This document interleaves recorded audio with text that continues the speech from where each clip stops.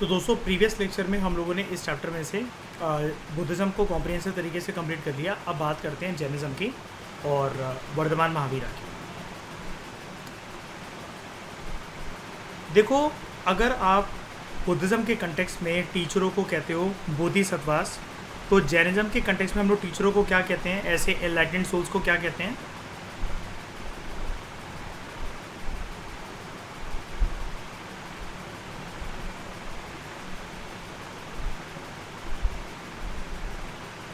तीर्थंकर्स। मुझे ज़रा कुछ बातें बताओ, who is the founder of Buddhism?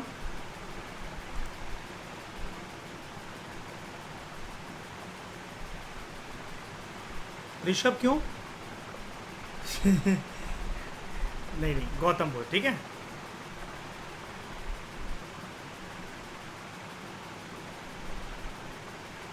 उसके बाद क्या जैनिज़्म के फाउंडर वर्धमान महावीर हैं? नहीं, 1424। श्रेया, ये 24th गुरु थे। ये 23 इनसे पहले रह चुके थे जैनिज़्म को आगे चलाने वाले। ठीक है, लेकिन फिर इन्हीं का नाम क्यों आता है? क्योंकि प्रचलित जो है वो जैनिज़्म इन्हीं के टाइम पर हुआ। ठीक है, फिर मुझे एक और इम्पॉर्टेंट बात बताओ, क्या बुद्धा और वर्धमान महावीरा एक दूसरे के कंटेम्प्रेरी थे? ठीक है, अब एक क्वेश्चन सुन लो ध्यान से, जो कि 2024 के फिल्म्स के लिए रेडी रहना। इस क्वेश्चन के लिए यहाँ चलते हैं। नहीं,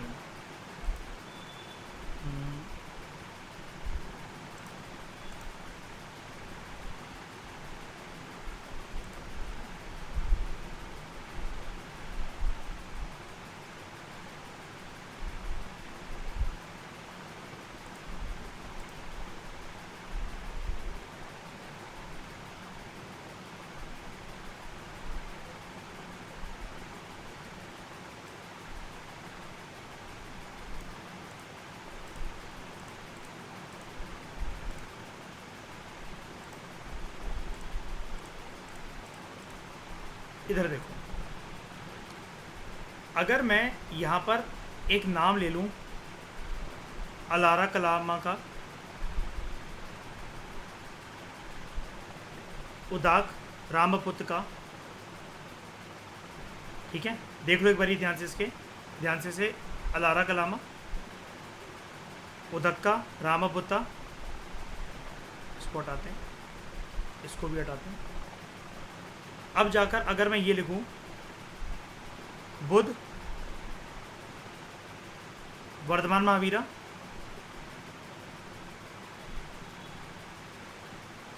अलारा कलामा और रामपुत्र, ये अब एक दूसरे के कंटेम्प्रेरी हुए?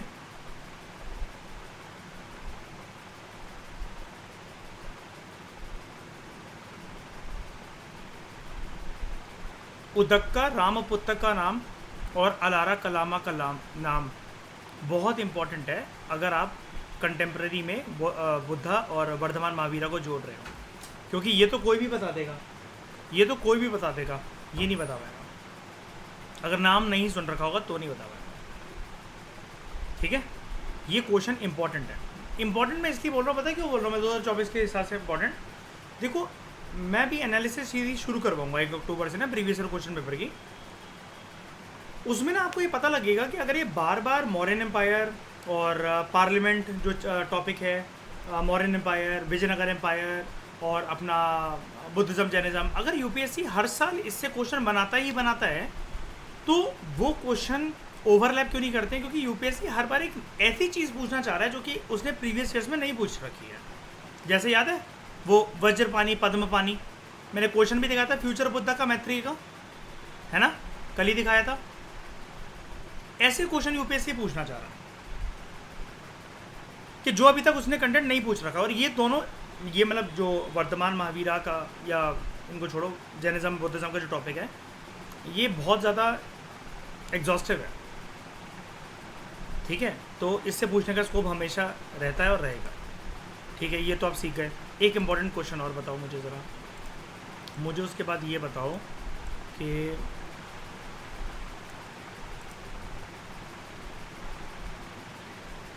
कंटेम्प्रेरी थे एक दूसरे की नाम याद रखना। मुझे फिर ये बताओ, जो एक स्ट्रक्चर होता है स्तूप, ये किसके साथ एसोसिएटेड है?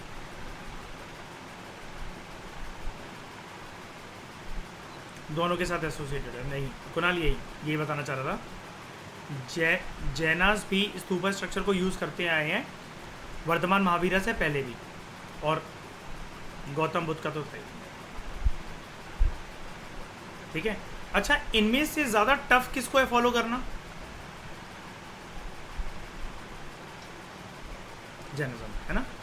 बहुत स्ट्रिक्ट रूल्स एंड रेगुलेशंस है ना। अच्छा, बुद्धिस्ट मंक्स न्यूड रह सकते हैं क्या? नेकेड रह सकते हैं? नहीं, ये चीज़ ठीक नहीं है वहाँ पर। लेकिन जैना मंक्स है ना, और श्वेतांबर होते हैं, आई थिंक उसको वाइट क्लैन कहते हैं ना, जो एक वाइट कलर का साफिया पहन लेते हैं, लाइक साड़ी या शॉल टाइप, है ना। ये चीज़ थोड़ी कुछ इंपॉर्टेंट बातें याद रखना। अब ये तो बातें मैंने आपको इंग्लिश टर्म्स से बता दी, अब थोड़ा सा इनको हम पाली प्राकृत टर्म्स में देखेंगे, ठीक है। तो चलो, अब बेस आपका मैंने बना दिया, अब आगे चलते हैं। अर्ली जैना लिटरेचर, जैना टीचिंग्स जो हैं सबसे पहले ओरल ट्रेडिशन में प्रिजर्व करी गई थी। बुद्धिस्ट टीचिंग भी ऐसी थी क्या? कनेक्ट करते चलना दोनों को अब, ठीक है, क्योंकि यहाँ पर आपको कोई मेन डिफ्रेंसिएशन का पॉइंट ऐसा देखने को मिलेगा नहीं, एंड में मिलेगा। लेकिन जैसा कि याद है,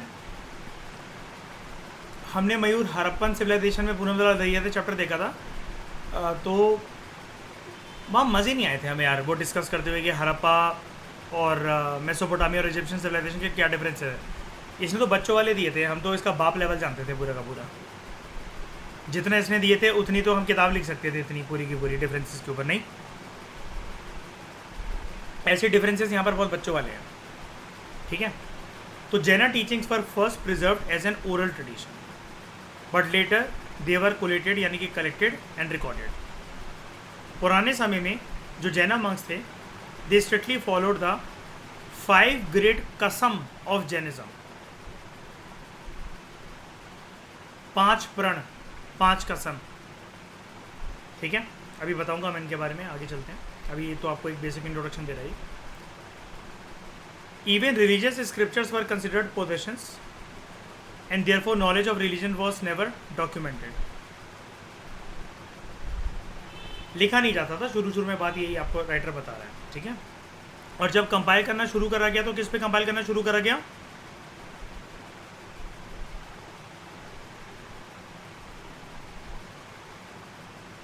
मैन्युस्क्रिप्ट्स। और अर्ली मैन्युस्क्रिप्ट्स किस पर लिखी जाती थी सबसे पहली? मतलब मैं अभी बुद्धिज्म जैनिज्म नहीं पूछ रहा हूँ, सबसे पुरानी मैन्युस्क्रिप्ट्स पूछ रहा हूँ बस मैं। कहाँ से आती थी बर्शबाग? हिमालयाज बोल लो, ठीक है, क्योंकि उससे पता क्या होगा, फिर दिमाग ये बैठा लेगा शायद से कश्मीर में मिलते होंगे ये वाले पेड़, ये वाली टहनियाँ, है ना। दिमाग फिर गलत कंसेप्ट बैठा लेगा, ऐसा नहीं है, हिमालयाज में मिलते हैं, ठीक है। बाद में जो जैना टीचर्स हुए, उन्होंने ये रियलाइज़ करा कि it was extremely difficult to keep memorising the entire Jaina literature, जो कि बड़े सारे स्कॉलर्स के द्वारा कंपाइल करा गया है पास्ट और प्रेजेंट में। कंपाइल मतलब कैसे कि मतलब जो उन्होंने रटा है, फिर आगे जनरेशन को बताया, फिर नेक्स्ट जनरेशन को बताया, फिर उसमें कभी कभार प्रोनाउंसिएशन में दिक्कत भी आ सकती है। अब ऑलरेडी इस टाइम तक आते आते, जब तक इनको रियलाइजमेंट हुई ना, 24th तीर्थंकार, या फिर आप कोई भी मान लो कि 13वें तीर्थंकार, 12वें, 14वें, 7वें, 6ठे, पहले, यहाँ तक पहले से आते आते वर्धमान महावीरा के टाइम तक significant knowledge was already lost.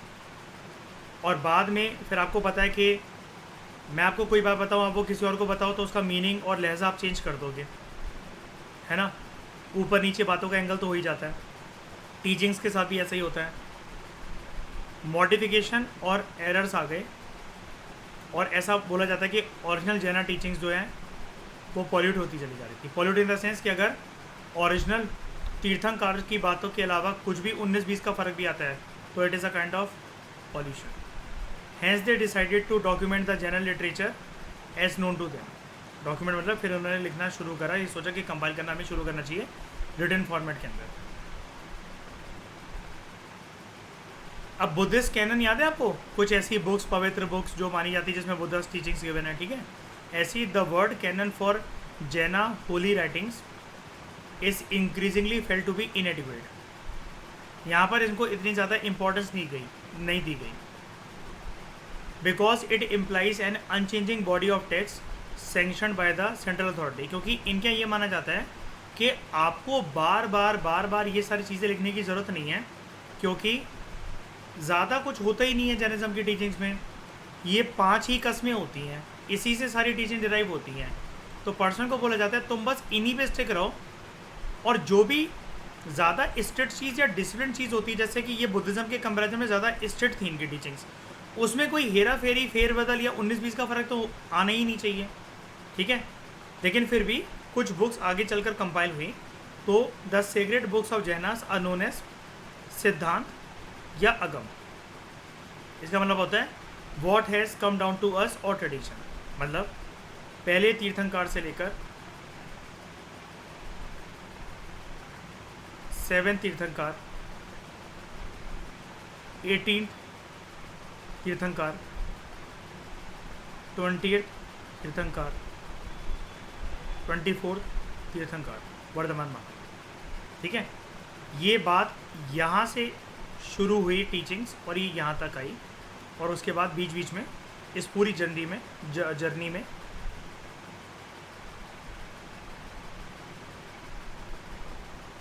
Mass population तो थी, मतलब नॉर्मल सिटीजन्स।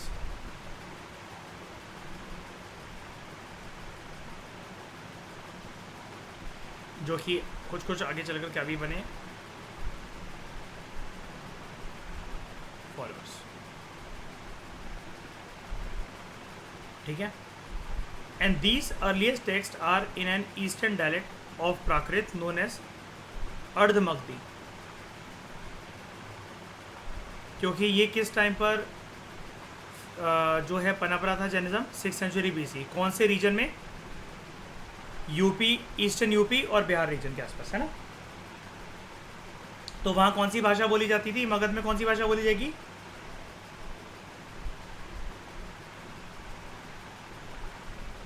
मगधी। लेकिन ये थोड़ा सा और ईस्टर्न कॉर्नर के साथ कनेक्टेड था तो उसको बोला गया अर्धमगधी, ठीक है। तो मगधी का थोड़ा सा एक चेंज फॉर्म। आपको पता ना, जैसे श्रेया हम लोग हिंदी बोलते हैं, इसके अलावा एक और हिंदी होती है जिसको शुद्ध हिंदी बोला जाता है। वहाँ शब्दों में फेरबदल होता है, वो टफ होता है उनको बोलना थोड़ा सा, ठीक है।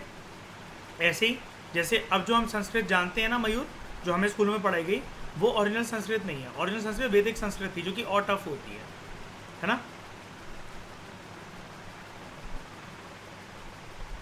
तो to a large extent the concepts of Siddhanta and Agam they denote fluid groupings that are open to change. Fluid मतलब क्या होता है? आप कभी भी किसी फ्लूइड को या लिक्विड को अगर इमेजिन करो, उसका कोई प्रिसाइज फॉर्म नहीं रहता, वो चेंज हो सकती है। आप अगर अपने टेबल पर एक ढक्कन पानी को सरकाओगे, मैं अपनी टेबल पर, मयूर अपनी टेबल पर, आप में से हर कोई अपनी अपनी टेबल पर, तो ज़रूरी नहीं है वो सेम शेप या सेम रास्ते से होता हुआ वो पानी जो है वो नीचे गिरेगा फ्लोर पर। फ्लूइड का मतलब ही यही होता है, anything which is likely and liable to change. तो सिद्धांत और अगम में एक स्कोप छोड़ा गया, और ये क्या है भूलना मत, सीक्रेट बुक्स हैं, ठीक है। कि हाँ, कुछ नई नई टीचिंग्स अगर चेंज होती रहेंगी, आती रहेंगी, नई बातें सीखने को मिलती रहेंगी वक्त और ज़माने के हिसाब से, हम उसको एक्सेप्ट करते चलेंगे। अब समझ गए? देखो राइटर यहाँ पर एक यूटर्न ले रहा है श्रेया। पहले बोल रहा था कि कैनन वाली बात ना काफ़ी ज़्यादा इनएडिक्वेट है जैना होली राइटिंग्स में, लेकिन सीक्रेट बुक्स के साथ साथ जब इनमें मॉडिफिकेशन को एक्सेप्ट करा गया and they were made open to change, अब जाकर देख रहे हो मयूर, यूटर्न क्या आया, पूरी की पूरी कैनन का कंपाइलेशन होना शुरू करा गया। इट इज़ ट्रेडिशनली क्या क्या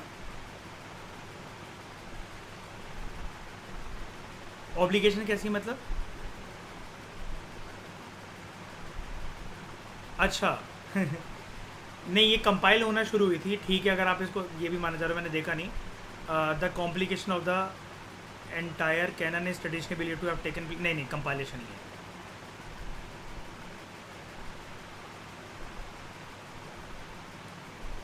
कंपाइलेशन ये 5th और 6th सेंचुरी सी में हुई। यानी कि अब हम क्या बोल सकते हैं एक बार के लिए, अगर आपको बात पकड़ में आ रही है, क्या जैना की टीचिंग्स को, मतलब जैना टीचर्स की टीचिंग्स को क्या कंपाइल फाइनली करा गया? शुरू में क्या बोला गया था कि कंपाइलेशन की कोई ज़रूरत नहीं है, ओरल ट्रेडिशंस को कंटिन्यू होने दो, क्योंकि हमारे यहाँ ज़्यादा कुछ होता ही नहीं है सीखने को, 5 कस्में होती हैं, है ना।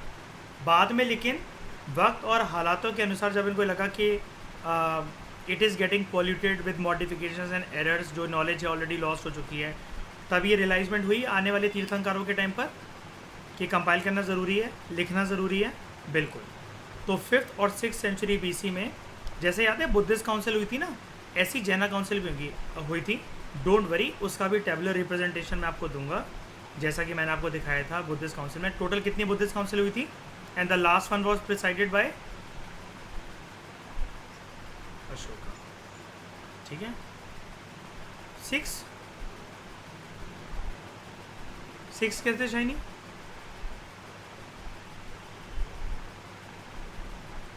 हाँ पॉपुलर नहीं है, देखो ऐसे होने को तो 5 हुई थी। याद है वो लास्ट वाली चीज़ हमने पढ़ा था, वो एक ऑलरेडी श्रीलंका में हो चुकी थी, हाँ ना, तो उसको तो वैसे वो माना जाता है। तो यानी कि शाइनी आपके हिसाब से 7 हैं टोटल? नहीं नहीं, उन दोनों को मिलाकर कह रहे हो कि मतलब जो जैसे 4 तो हम यहाँ पर पढ़ लेते हैं, श्रीलंका वाली को हम बोल देते हैं, उसको मिलाकर ही 4 कह देते हैं। इसके अलावा आप 2 कोई और भी जानते हो जो हमने नहीं पढ़ रखी हैं?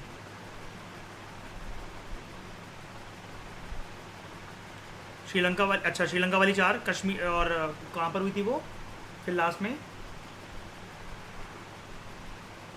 अच्छा ठीक है, उसमें कुछ करा गया था इंपॉर्टेंट डिसीजन, कोई राजा था प्रिसाइड करने वाला? वो तो पढ़ा दिया मैंने, वो तो हो गया। तो और उसके अलावा 2 और हुई थी, यानी कि 7 हैं फिर, है ना। हाँ ठीक है, 7 हो गई ना। तो कौन सी थी वो 2 और? मतलब आपने पढ़ रखा है मतलब? अच्छा, तो एक बारी बता देना ज़रा, ग्रुप पे भेज देना, शॉर्ट में हम लोगों को बता देना, या फिर सोर्स भेज देना, ठीक है।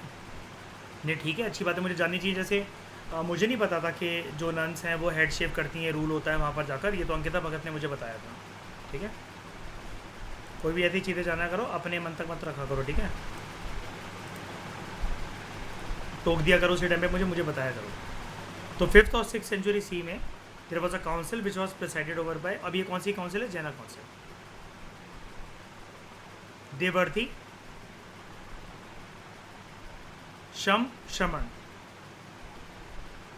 It was held in Vallabhi, Gujarat. कुछ कंपाइलेशन हैं जैसे अचारंगा सूत्र, सूत्र कृतंग and Kalpa Sutra, they are regarded as early text. Weekend पर जब भी श्रेया इसको रिवाइज करोगे, क्या करना, साइड में स्टिकी नोट्स लगा लेना, बुद्धिस्ट बुक्स, जैना बुक्स या टेक्स्ट, सारे एक ही जगह पर लिखते चलना, 1 2 3 4 5 6 7 8।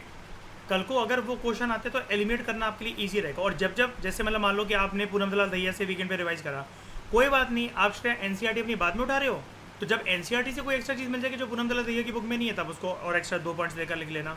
कृष्णा रेड्डी की बुक से और 2 पॉइंट्स देकर लिख लेना। उपेंद्र सिंह से जब पढ़ाऊंगा तब 2 पॉइंट्स देकर और लिख लेना, ठीक है।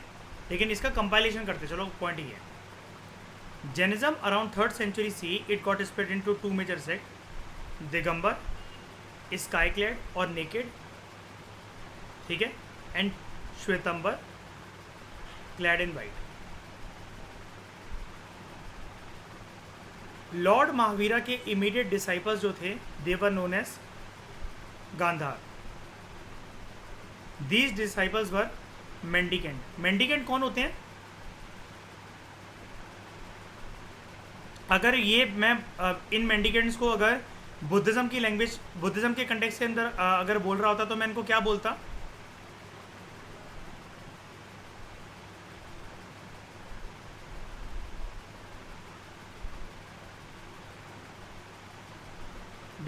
दिखाऊँ जैसे ये देखना, सिर्फ गूगल पे इतना डालूंगा बुद्धिस्ट मेंडिकेंट और आपको वो कटोरा ली और वो देखना सारे दिख जाएंगे।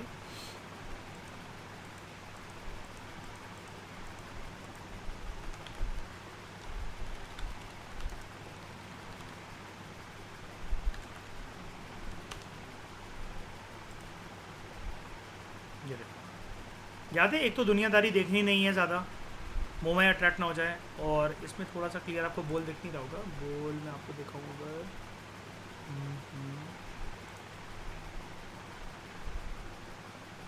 ये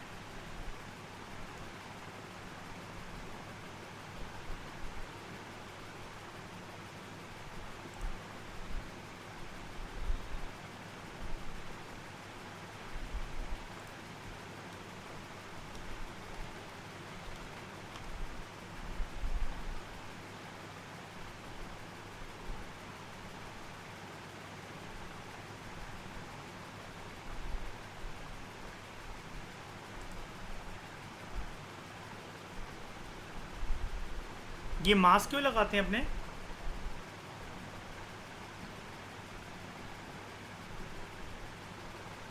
क्या ना हो?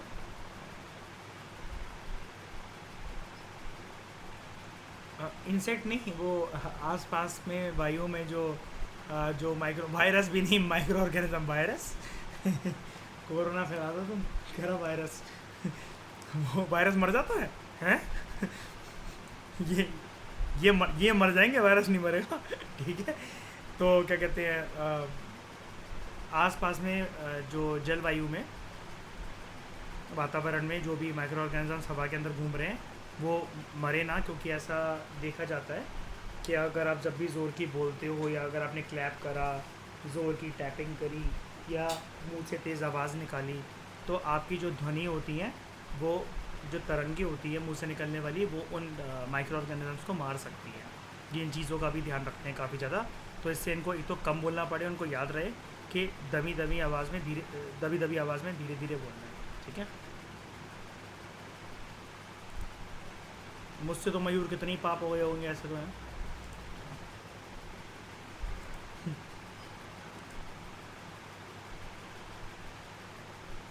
अच्छा, अरे तुम उसको जानते हो, क्या कहते हैं, ठीक है। तो लॉर्ड महावीर के जो इमीडिएट डिसाइपल्स थे, they were known as Gandhar. These disciples were mendicant as the Jina is, and they have followed him since before his enlightenment. जैसे बुद्धा के डिसाइपल्स कौन, फेमस डिसाइपल आनंद, ठीक है। ऑल गांधार्स पोजेस्ड परफेक्ट नॉलेज, इसको बोला जाता है केवल ज्ञान। हम लोग तो केवल को ऐसा समझते हैं ना, केवल मतलब इकलौता, सिर्फ इसी के बारे में बात हो रही है ना। केवल का मतलब होता है परफेक्ट। तो they orally compile the direct preaching of lord Mahavira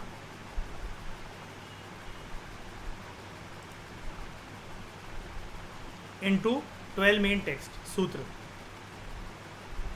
and these texts are known as अंग, limbs और main text, and are oldest religious scriptures, और ये बैकबोन है जनरल लिटरेचर की।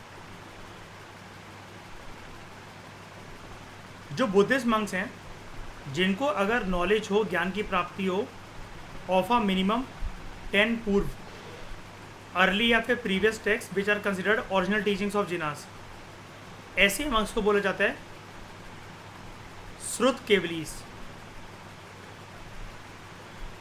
श्रुत केवली ने, ऐसे मंक्स ने जिनको एटलीस्ट 10 पूर्व के बारे में ज्ञान हो, अर्ली और प्रीवियस टेक्स्ट के बारे में ज्ञान हो, और मतलब वो पीछे से ट्रेडिशन को लेकर आगे चले आ रहे हो थ्रू कंपाइलेशन।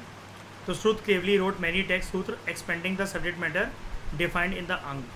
आप समझ गए यहाँ पर क्यों लिख रखा था कि कहाँ गई वो वाली लाइन, हाँ, Siddhanta and Agam they denote fluid groupings that are open to change. Compilation के टाइम पर ये रियलाइजमेंट हुई कि यार जो जितना पुराना ज्ञान जानता है एज इट इज़ अगर उसको जानता है तो वो अपना योगदान दे बुद्धिस्ट टेक्स्ट को कंपाइल करने में।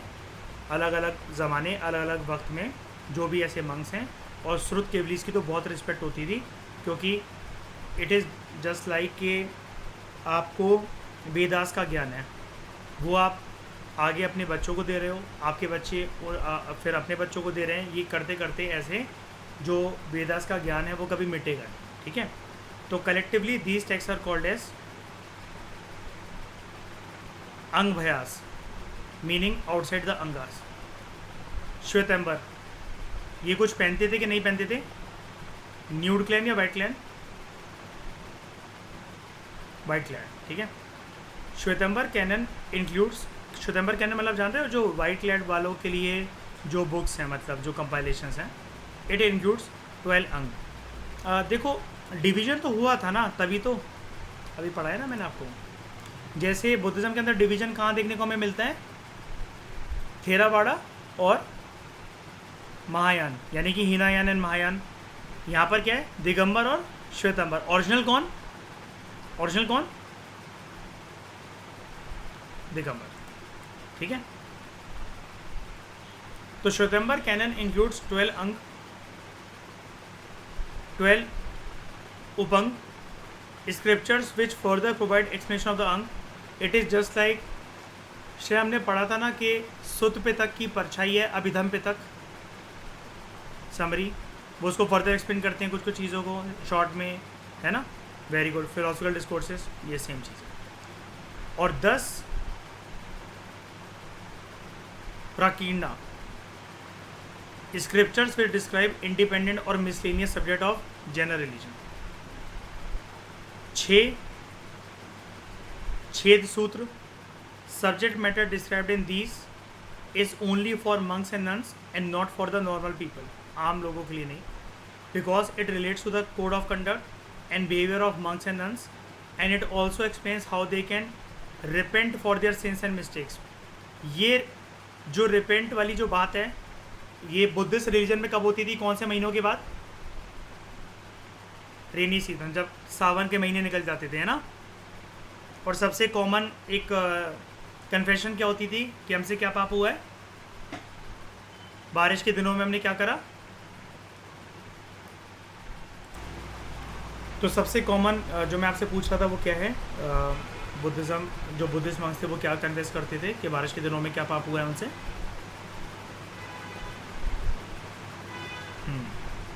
चींटियों को मार देना, आंट किलिंग हुई है उनसे, है ना। और वो महीने इम्पॉर्टेंट होते थे उनके लिए, पवित्र माने जाते हैं काफ़ी ज़्यादा, जिसमें उनको संभाल के अपने आप को रहना पड़ता है, कोशिश करनी कि कोई सा भी पाप ऐसे ना हो, वरना क्या करा जा सकता है? मोनेस्ट्री से एक्सपेल निकाला जा सकता है। अच्छा, एक बात मुझे बताना, श्रेयस को देख पा रहे हो? छेद सूत्र के अंदर वो बोल रहा है 6 हैं, ये नंबर छोड़ो, ये तो देखते देखते रिवीजन करते करते याद हो जाएंगे। कोर चीज़ उसकी समझने की कोशिश करो, इसका मतलब, ठीक है। सब लोग आराम से ठंडे दिमाग से एक चीज़ सोचना, फिर मुझे एक आंसर करना। यहाँ पर बोल रखा है कि छेद सूत्र के अंदर कुछ रूल्स एंड रेगुलेशंस है फॉर मंक्स एंड नन्स। जैसे हम अगर उसको मान लें तो वो हमारे लिए सुत पितक हो जाता है ना, कि मोनेस्टिक रूल्स एंड रेगुलेशंस, और जो भी हम जो मोनेस्ट्री है और जो प्रेयर हॉल्स हैं, चैत्य विहार वगैरह, ठीक है। तो वहाँ पर यहाँ पर कह रहे हैं कि it is only for, keyword देखो, only for monks and nuns, lay person के लिए नहीं। मुझे बुद्धिज़्म का एक स्कूल बताओ कि अगर मैं वहाँ पर जाके प्रॉपर तरीके से मंक, या आप में से कोई फीमेल हो तो वो नन नहीं बनना चाह रहे हैं, आप और मैं सैटरडे संडे वहाँ पर जाते हैं, कुछ सीख कर आ गए, डिस्कशंस अटेंड करी, जो भी करी, या सुना बैठकर आराम से, और घर पर आकर पारिवारिक जीवन में वो डिसिप्लिन लाने की कोशिश कर रहे हैं। ये ओपननेस कौन से स्कूल ने दी थी बुद्धिज़्म में? Very good, Vajrayana. अब मुझे एक बात बताओ, जो बुद्धिस्ट रूल्स एंड रेगुलेशंस थे, क्या वो लेमैन पर्सन के लिए नहीं थे क्या?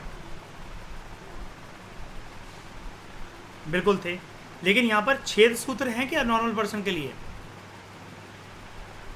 नहीं है। तो वो जो लेमैन पर्सन के लिए थे, उनको मुझे एक वर्ड में कोई बता सकता है आप में से कि वो बुद्धिस्ट टीचिंग्स क्या थी जो ले पर्सन फॉलो कर सकते हैं?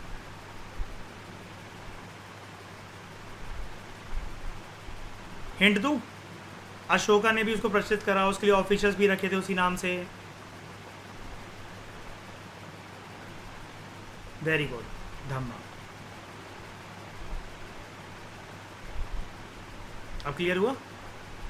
तो जब भी आप किसी चीज़ को पढ़ो ऐसे रिलेशन बनाते चला करो, ठीक है?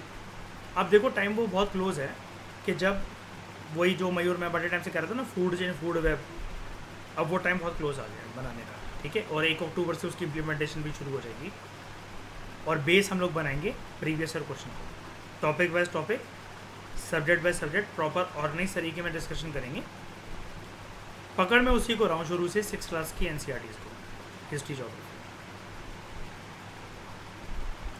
शुरुआत क्योंकि वहीं से हो तो ज़्यादा बेटर है ना? बड़ी तो आपने देख लिया होगा मयूर, ड्रामेबाजी है, सब कुछ बड़ा मतलब हायर लेवल का करना, सब कुछ होकर तो वहीं से गुजरता है, बस वैल्यू एडिशन तो वहीं होती रहती है। इस बार आप लोग जिन्होंने A4 शीट्स बनाई है, वेल एंड गुड।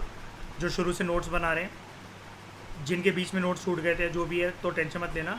लेकिन अब 1 अक्टूबर से जिन्होंने नोट्स बनाए कॉम्प्रिहेंसिवली, तो श्रेया अब उसको काटना, छोटा करना, ठीक है? और बाकी लोग प्रिसाइज वे में माइंड मैपिंग के थ्रू या स्टिकी नोट्स वगैरह का पैकेट और ये A4 शीट का बंडल 2-4 बंडल अपने पास पहले से ही लेकर रख लेना। मुझे ये मत बोलना कि आज बारिश हो रही थी हम जा नहीं पाए, आज ऐसा हो गया था वैसा हो गया था, ये काम पहले से ही करके रखना। मैं आपको कम से कम 22 दिन पहले वाली बात बता रहा हूँ, क्योंकि अब कंपाइलेशन नहीं कराना तो प्रीलिम्स नहीं निकलने वाला फिर यार। ज्ञान पूरा होगा आपको, लेकिन एग्जाम में बैठकर इतने मतलब खंजर चुभेंगे ना आपके, यार ये क्वेश्चन आता है समझ में ही नहीं आ रहा, याद ही नहीं आ रहा, इसको भी सुना है ये याद ही नहीं आ रहा, इसको भी सुना है याद ही नहीं आ रहा। और पूरा पेपर मेमोराइजेशन के ऊपर है, गेम ही वही है। देख लो 2023 का मॉडल पेपर, और 24 में तो तेलगा मचने वाला है, क्योंकि सीट्स बढ़ेंगी और लंका लगेगी। तो उसके बाद हाँ ठीक है, 6 छेद सूत्र हो गए और 4 मूल सूत्र। Scriptures which are essential for monks and nuns to study in the early stages of their monkhood। याद है बुद्धिज्म के कंटेक्स्ट के अंदर भी मैंने आपको पढ़ाया था, मोनेस्ट्री में आप पहली बार आ रहे तो स्क्रिप्चर वगैरह तो नहीं पढ़ने, पहले हेड शेप करवाना है, फिर वो 2-4 दिन एडजस्टमेंट के लिए दिया जाएगा, बोल दिया जाएगा आपको, वो चप्पल दी जाएंगी, ओकर कलर का साफिया दिया जाएगा, वो थोड़ा सा रेडिश भी दिख सकता है, ऑरेंज भी दिख सकता है, डिपेंडिंग ऑन कैसी मोनेस्ट्री आपने ज्वाइन कर रखी है। फिर धीरे धीरे करके आपको स्टडी करवाई जाएगी, है ना? ऐसा ही होता है। लेकिन अर्ली बुद्धिस्ट मोनेस्ट्रीज के अंदर, चैत्य और विहार्स के अंदर क्या कोई रिटन टेक्स्ट के ऊपर भी फोकस करा जाता था क्या, ये पढ़ना है, या फिर मौखिक रूप से आप याद कर सकते हो, शब्दों का उच्चारण प्रॉपर तरीके से हो जाए? ओरल, यहाँ पर भी शुरू में ओरल ही है, क्योंकि जब कंपाइलेशन करी नहीं की तो ओरल ही है, ठीक है? वर्धमान महावीरा के या फिर किसी और तीर्थंकार के जीते जी ये कंपाइलेशन करी गई क्या? गौतम बुद्ध की जीते जी ये कंपाइलेशन करी गई क्या? लिखा गया क्या इनको? नहीं, और यहाँ पर भी नहीं था मयूर।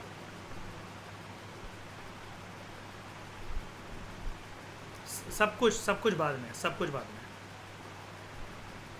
बुद्धा के जाने के बाद।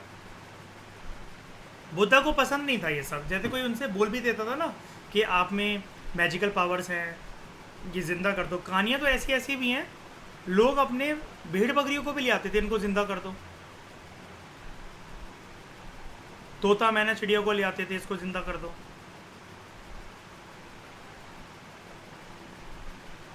ठीक है?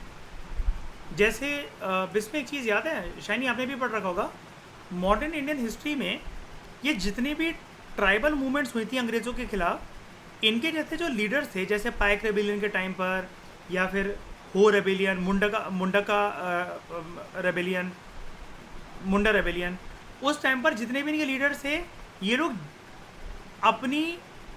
अपना सपोर्ट बेस ऐसे क्रिएट करते थे ना, लोगों को भरोसा दिलवा करके हमारे पास मैजिकल पावर्स है और हम भगवान के अवतार हैं और हम तुम्हें निजात दिलवा लेंगे इन सारे दुख तकलीफ़ों से, एक बार तो तुम अगर हमारा सपोर्ट करो। पढ़ा है कुछ ऐसा आपने एंगल मॉडर्न इंडियन हिस्ट्री में? बिरसा करा था ना उसने ऐसा। और नेशनल मूवमेंट के इंडियन नेशनल मूवमेंट के टाइम पर भी आप सुनते हो ना, गाँव में जब गांधी की विचारधारा को कई कई लोग जो फॉलो करते थे वो अपने आप को भगवान बताते थे कि हमारे पास मैजिकल पावर्स हैं, और गांधी को भी भगवान बताया गया था कई लोगों के द्वारा। तभी तो श्रेया वो याद है 8th क्लास के एनसीईआरटी का अपना वो फोटो जिसमें गांधी को कृष्ण का रथ के तौर पर दिखाया गया, भारत माता है, जवाहरलाल नेहरू है ना।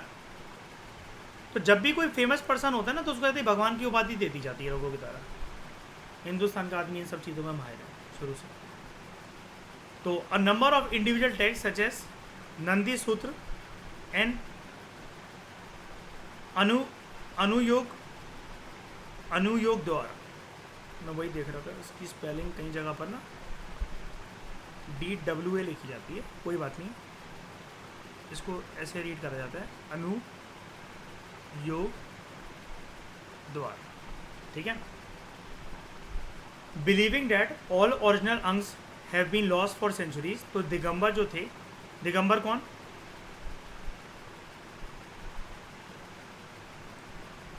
स्काई क्लैड, ठीक है। नेकेड कभी लिखकर मत आना, अच्छा नहीं लगता थोड़ा सा, है ना, पेपर के अंदर ये बोला करो। वो तो हाँ ठीक है, डिस्कशन में तो कुछ भी बोलो, स्काई क्लैड बोला करो। आसमान ने कपड़े पहने होते हैं नहीं ना, हाँ। अब आसमान को नंगा बोलना भी बुरा नहीं लगता है, लेकिन नेकेड लिखेंगे तो थोड़ा सा अच्छा नहीं लगता वो टर्म, तो ये चीज़। तो Digambars have a different canon known as Siddhanta, और श्वेतंबर के पास कौन सी कंपाइलेशन थी, अंग। तो अब आप सीख गए, वापस आओ जरा यहाँ पर, सिद्धांत एंड अगम या अंग, ठीक है। तो ये अगम किसके टेक्स्ट है, किसके हैं, श्वेतंबर के, दिगंबर के सिद्धांत। अच्छा, सिद्धांत का मतलब प्रिंसिपल ही होता है, लेकिन ऐसा तो नहीं है कि अगम अंगास के अंदर कोई प्रिंसिपल नहीं होंगे।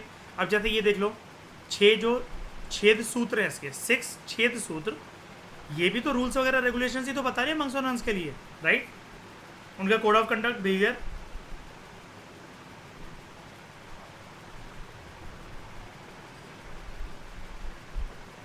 अच्छा, वर्धमान महावीरा गौतम बुद्ध की कभी मुलाकात हुई है, मिले हैं कभी दोनों एक दूसरे से, ऐसा नहीं,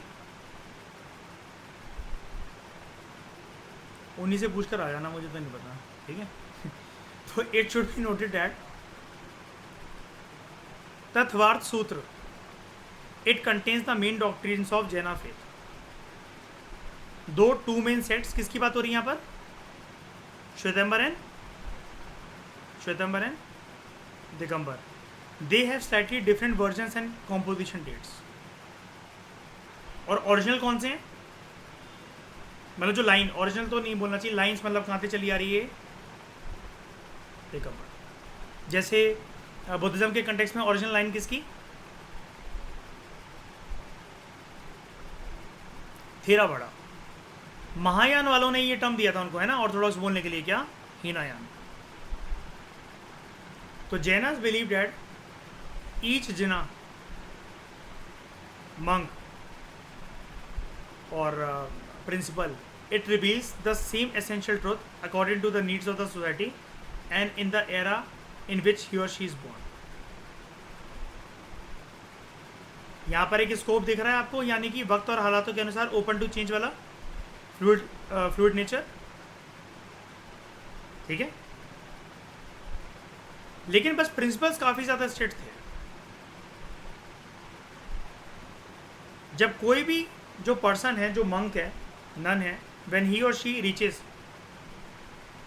omniscience, he can make divya dhwani, divine sounds, through which he transmits his teachings to all the sentient beings. समा वसारण, यहाँ पर इनका मानना ये है कि जैसे, कंफ्यूज मत हो ना, आराम से समझाता हूँ, ठंडे दिमाग से सुनो। बुद्धिज़्म के कंटेक्स्ट के अंदर जब कोई एक मंक है वो एनलाइटनमेंट को अटेन कर रहा है, तो उसकी जो अंदरूनी आवाज़ है, जैसे यहाँ पर इसको बोला जा रहा है व्हेन ही रीचेस ओमनीसियंस, अगर ये बुद्धिज़्म का कंटेक्स्ट होता तो हम बोलते when he reaches the stage of Nibbana या निर्वाण या एनलाइटनमेंट, है ना। अब वहाँ पर उसके अंदर से दिव्य ध्वनि जैसी कोई चीज़ बुद्धिज़्म के कंटेक्स्ट के अंदर यूज़ नहीं होती है ना। दिव्य ध्वनि वाली बात यहाँ पर जो है ये एप्लीकेबल नहीं होती है बुद्धिज्म के अंदर। आई एम रिपीटिंग दिस, क्योंकि बोधिसत्वा का रोल क्या हो जाता है श्रेया उसके बाद, कि दूसरे लोग जो कि रास्ता भटके हुए हैं जीवन में, अपने आगे मंजिल को नहीं ढूंढ पा रहे हैं, तो इसमें वो बोधिसत्वा उनकी मदद करेगा, है ना, वो मदद करेंगे उनको एनलाइटनमेंट की प्राप्ति के लिए। उन्होंने अपना जो मोक्ष है उसको रोका हुआ है, यही होता है श्रेया यहाँ पर। यानी कि वो लोगों से मिलेंगे, बात करेंगे, वार्तालाप करेंगे, सामने आमने सामने बुलाया करेंगे उनको। लेकिन जैनास की फिलॉसफी समझने की कोशिश करो मयूर, जैनास की फिलॉसफी में बोला जाता है कि जब एक पर्सन एनलाइटनमेंट की प्राप्ति कर लेगा, ओमिसियंस कुछ नहीं, मतलब वही यार क्या कहते हैं उसको, आत्मन का मिलन परमात्मन के साथ। लेकिन क्योंकि गॉड में नहीं मानते थे इसलिए मैं वो चीज़ बोलना नहीं चाह रहा हूँ, दोनों ही नहीं मानते थे, है ना। तो when he reaches omniscience he can make दिव्य ध्वनि, मतलब अंदर से अब एक स्पिरिचुअल एनलाइटनमेंट हो गई है। याद रखना, गॉड के साथ कोई अभी कनेक्शन नहीं है, अंदर से आपकी स्पिरिचुअल एनलाइटनमेंट हो गई है, आपको सब कुछ पता लगने लगा है। अब आप ना दूसरे जीव जंतुओं के लिए प्रार्थना करोगे मन से, दिव्य ध्वनि को निकालकर। एवरी सोल इज ब्लेस्ड, हर कोई सुखी जीवन बिता रहा है।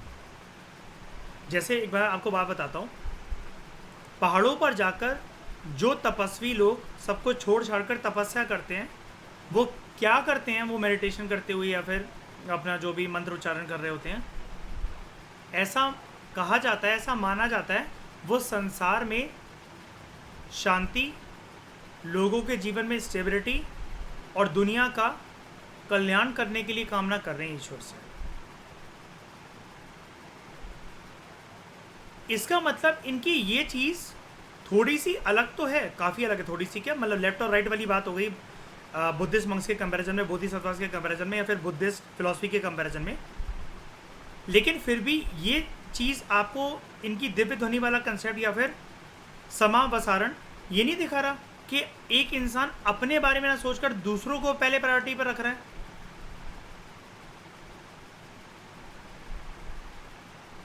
और दिव्य ध्वनि वाली बात आगे चलकर पता है कैसे प्रचलित हुई, जैसे एक तो हो गई मनोकामना करना, ठीक है, कि सभी के सभी जो पृथ्वी पर लोग हैं उनको इतनी बुद्धि और सद्बुद्धि मिले इस यूनिवर्स से कि वो भी ऐसी टीचिंग्स को, अपने अंदर के ज्ञान को, अपने आप को उजागर करके एनलाइटनमेंट की प्राप्ति कर सकें। एक तो ये हो गया। दूसरा, दिव्य ध्वनि वाला पर्सन, अगर मुझे एनलाइटनमेंट की प्राप्ति है तो मेरे अंदर इतनी कैपेबिलिटी है कि एक बार अगर कोई मुझसे मिल ले, मतलब इनका ये मानना होता था कि एक बार अगर कोई मुझसे मिल ले, हमारी बातें 5 मिनट सुन ले, लॉन्ग लास्टिंग इम्पैक्ट उसके जीवन में हमारी बातों का होगा, उसकी मानसिकता के ऊपर होगा। वो संसार में किसी को भी भूल जाए, हमें नहीं भूल सकता, हमारी बातों को नहीं भूल सकता, हमारी टीचिंग्स को नहीं भूल सकता। क्यों? Because when you are positive ना, you carry aura around you. जैसे एक सिंपल सा एग्जाम्पल देता हूँ, अगर मान लो कि आपकी बहुत अच्छी फिजिक है, आपकी बहुत अच्छी बॉडी है और आप पढ़ते भी हो, आप सब कुछ करते हो, लेकिन आपकी फिजिक बहुत अच्छी है। अगर आप फिर किसी एक स्टूडेंट को ये समझाओ कि तुम पार्क भी आया करो, तुम एक्सरसाइज भी करा करो, तुम अपनी लुक्स के ऊपर भी ध्यान दो, तो अगर तुम्हारी फिजिक अच्छी है तो सामने वाला तुम्हारी बात सुनेगा। तुम 120 किलो के और फिर किसी को हेल्थ के ऊपर ज्ञान दे रहे हो तो लोग तुमसे रिलेट नहीं कर पाएंगे। वो इसलिए नहीं कर पाएंगे, वो बातें बंदा सही चीज़ बोल रहा है, लेकिन आज आप उसके पीठ पीछे जाओगे तो कहोगे खुद तो मोटा है, भैंसा कहेंगे और मुझे सिखा रहा है। क्यों? बिकॉज वो पर्सन ऑरा कैरी नहीं कर रहा अपने साथ, वो दिव्य ध्वनि कैरी नहीं कर रहा अपने साथ, कि जो वो बोल रहा है वो बोल तो सही रहा है, लेकिन वो अंदर से उसके उजागर होकर वो वाली बात नहीं निकल रही है, क्योंकि उसके अंदर तो वो चीज़ दिख नहीं रही है। लेकिन एनलाइटनमेंट की प्राप्ति करने के बाद दूसरों की आंखों में आप चमकोगे भी, आपका वो ऑरा भी फील होगा लोगों को, और आपकी बातें भी जो हैं वो मायने रखेंगी लोगों के दिलो दिमाग में, उनके जहन में बसेंगी वो बातें। अब समझ में आया दिव्य ध्वनि और समावसारण का कंसेप्ट? तो पहले इनको कहाँ तक पहुँचना है? एनलाइटनमेंट तक। एनलाइटनमेंट की प्राप्ति के बाद मन से कौन सी आवाज़ निकलेगी? दिव्य ध्वनि, जिसकी वजह से क्या क्रिएट होगा? एक ऑरा। अब जब ये किसी को भी कोई भी टीचिंग्स जो देने चाहेंगे तो उसको क्या बोला जाएगा? समावसारण। समझ में आया? हाँ कि ना? मतलब मैं वही कह रहा हूँ, दो बातें मैंने आपको सिखाई। एक तो मन के अंदर बैठ के मनोकामना करना, जैसे हम लोगों को क्यों बोला जाता है अटैचमेंट डिटैचमेंट के अंदर फंसे हुए? हम लोग सिर्फ अपने बारे में सोचते हैं, मुझे ये मिल जाए, मेरा ये क्लियर हो जाए, वो क्लियर। एफर्मेशंस भी हम मीन होते हैं, ठीक है। अनटिल एंड अनलेस हमें अगर किसी से प्यार नहीं है ना, उसको पाने के लिए हम कभी एफर्मेशंस या फिर कभी पूजा पाठ में ब्लेसिंग नहीं करते हैं, ठीक है। लेकिन ये वो लोग हैं जिन्होंने ऐसी एनलाइटमेंट प्राप्ति कर ली है कि अपना छोड़ के ये सबका भला करने को तैयार हैं। अब कुछ ये ध्वनि जो है वो अपने मन से फैलाएंगे, सारा अपना पॉजिटिव ऑरा क्रिएट करते हो कि सबका भला हो, सबका कल्याण हो, सबको सुख चैन का जीवन प्राप्ति हो, और अपनी टीचिंग्स को जाकर लोगों तक बताएंगे ताकि वो भी ऐसी राह को अपना सकें कि जैसे जिस राह पर चलकर इनको इनका जो कनेक्शन है वो यूनिवर्स के साथ जाग गया था, या फिर अपने अंदर की खोज को इन्होंने करते हुए अपने आप को पहचान लिया, ये दूसरे भी कर सकें एक सेटिस्फाइंग जीवन बिताने के लिए।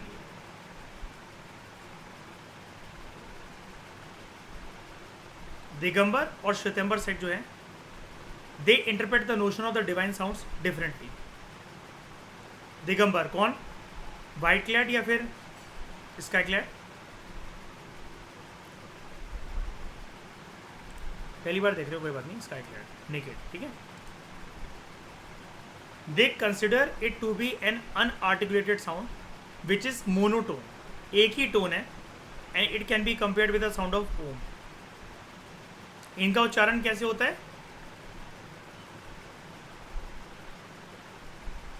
मंत्र उच्चारण नहीं है, क्योंकि मंत्र में तो 3-4 शब्द आएंगे। एक ध्वनि है जिसका साउंड मोनोटोनस है, उसको कितना भी छोटा खींचो, कितना भी लंबा खींचो, वो बार बार लेयर्स में ओम ओम ओम ही निकलेगा।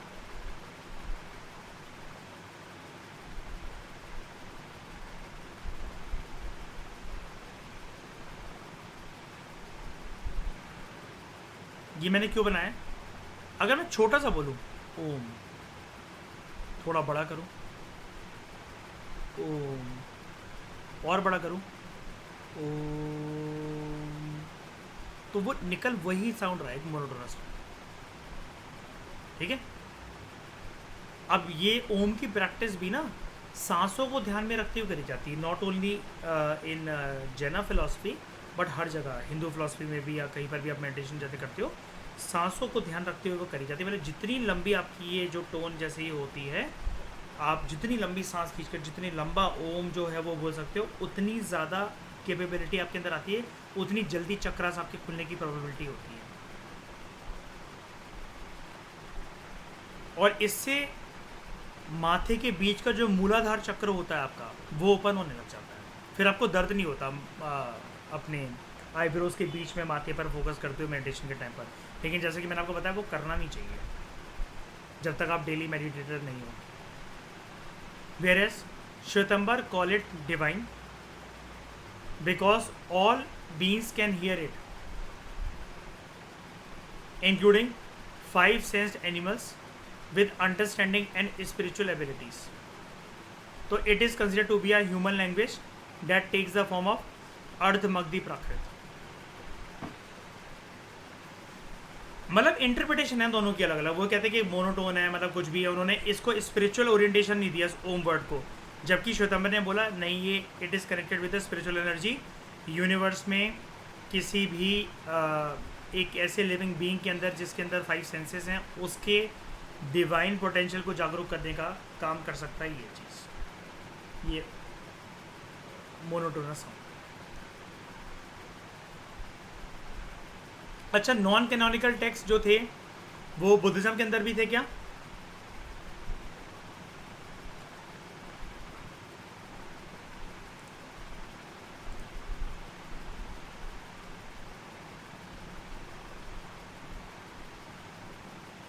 मैंने आपको पढ़ाया भी था। Canonical text that are directly linked with the Gautam Buddha in one way और the other. Non canonical text या semi canonical text, they are not the things of Buddha but commentaries and observations जो कि दूसरे लोगों ने करी है। अब यहाँ पर इस नॉन कैनोनिकल टेक्स्ट समझ गए, रिलेटेड नहीं होता डायरेक्टली वो किसी एक मंक की या फिर तीर्थंकार की लाइफ से या बोधिसत्व की लाइफ से, लेकिन उनके ऊपर, उनके टीचिंग्स के ऊपर कमेंट्री होती है, ठीक है। Commentaries on the canonical texts are known as non-canonical texts. तो non-canonical Jaina works are partly in Prakrit dialect, such as Maharashtri, and partly in Sanskrit. Jaina texts include vast collection of lyrical poetry, hymns, and katha, didactic story, in different languages like Prakrit, Sanskrit, Kannada, और ये unique सुनो, अपभ्रंशा। ये आ सकता है आपको कि ये कौन यूज़ करता था, बुद्धिज़्म के कंटेक्स्ट में यूज़ होती थी ये वाली भाषा या फिर जैनिज़्म के कंटेक्स्ट में। तो अपभ्रंशा आप क्या बोलोगे, जैनिज़्म के कंटेक्स्ट में यूज़ होती है। These text not only offer glimpses of cultural history of that era but also tell us a great deal about the history and doctrines of Jainism, इनके राइवल स्कूल्स। जैना संघ में लाइफ कैसी होती थी, संघ मतलब समझ रहे हो, जैसे ग्रुप वगैरह। लेकिन बस दिक्कत वाली बात यही है जो कि राइटर आपको बता रहे हैं यहाँ पर कि it is rather unfortunate that Jaina text जो हैं they have not been studied as extensively as Buddhist text. तो कुछ जो इंपॉर्टेंट नॉन कैनोनिकल वर्क्स हैं they are Jain Purana called Charit by Shvetambar. They are the hagiographies. Hagiography पता है ना आपको, जब भी किसी महान व्यक्ति के ऊपर क्या लिखी जाती है, बायोग्राफी, ठीक है, of the Jaina saints. Tirthankaras literally meaning ford makers who build the fords that help people across the ocean of suffering. मतलब एक प्लैंक बनाना जिससे आपकी जो कहते हैं ना कि जीवन में तूफान मचा हुआ है, उथल पुथल मची, तो उसकी नैया पार हो सकती है, ठीक है। ये जो हेगियोग्राफी वाली बात है, तो यहाँ पर इनके टेक्स्ट को आप याद रखना, जैसे जैन पुराण बोला जा रहा है, चरितास भी इसको बोला जा रहा है, ठीक है, और आदि पुराण, हरिवंश पुराण, ऐसे ही हमने यहाँ पर भी देखा था बुद्धिज़्म के कंटेक्स्ट के अंदर, याद है, ये Nidana Katha, connected life story of Buddha, महावत्सु, सेक्रेड जो है बायोग्राफी, हेगियोग्राफी, ठीक है। कंपैरेटिव एनालिसिस के लिए बता रहा हूँ मैं आपको ये। उसके बाद Adi Purana, compiled in the 9th century, it is a hagiography of Jaina founder Rishabh, Adinath इनको बोला जाता था। तो ये ऋषभ को आप कौन से तीर्थंकार कहोगे अगर जैनिज्म के फाउंडर है तो? फर्स्ट, ठीक है। 8th century Harivansh Purana, it gives a Jaina version of the stories of Krishna, Balram, Pandav, Kaurav, क्योंकि तीर्थंकार को यहाँ पर जोड़ दिया जाता है, शायद नहीं पता होगा आपको ना, महाभारत की कहानी में तीर्थंकार को जोड़ दिया जाता है। जैसे वही चीज़ है, जैसे श्रेया पंचतंत्र की कहानी में एनिमल्स को किसके साथ एसोसिएट कर दिया जाता है?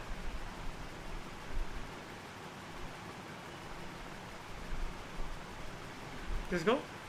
गौतम बुद्ध को। गौतम बुद्ध को कर दिया जाता है ना एनिमल्स के साथ एसोसिएट। एक और मैं आपको बात बताता हूँ, विष्णु जी के कितने अवतार हुए हैं अभी तक पृथ्वी पर?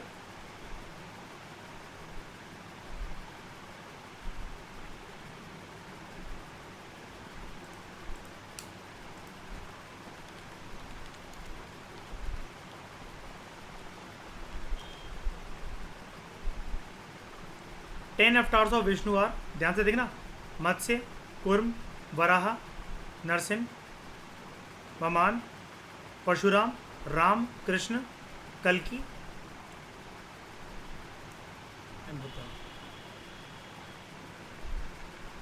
अब बताओ।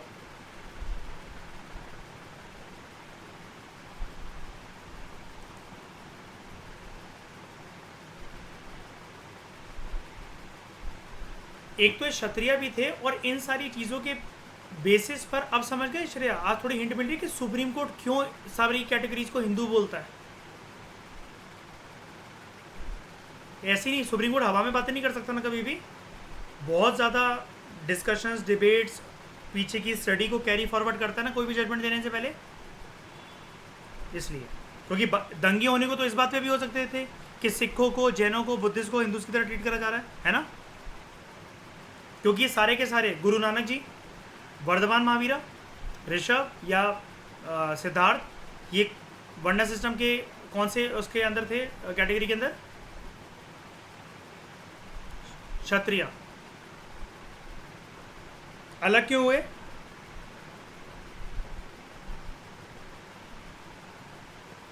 काफ़ी चीज़ें खराब चल रही थी हिंदुज़म के फोरफोल्ड वर्णा सिस्टम के अंदर, राइट?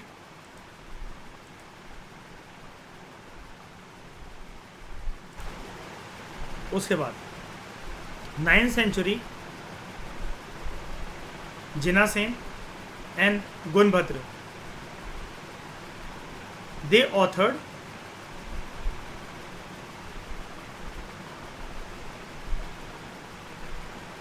त्रिशास्त्री लक्षण महापुराण। कंफ्यूज मत होना, बड़ा वर्ड है, मैं दिखा देता हूँ उसको ब्रेक कर करके।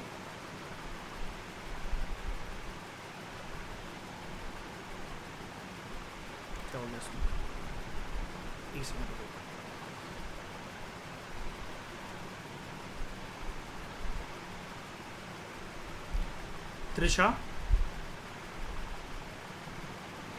त्रिशाश तिलक्षणा महापुराण।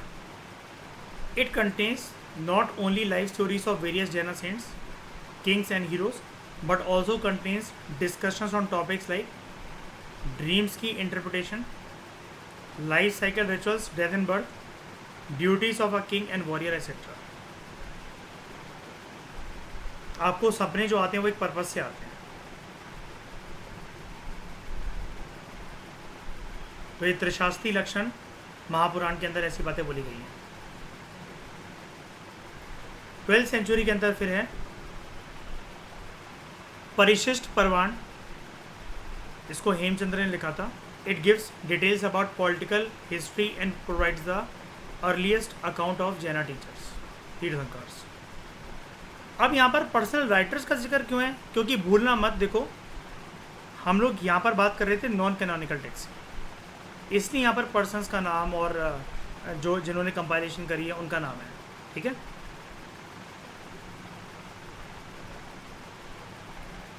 तो इस डिस्कशन में दोस्तों फिलहाल लेते हैं। Thank you very much for discussion.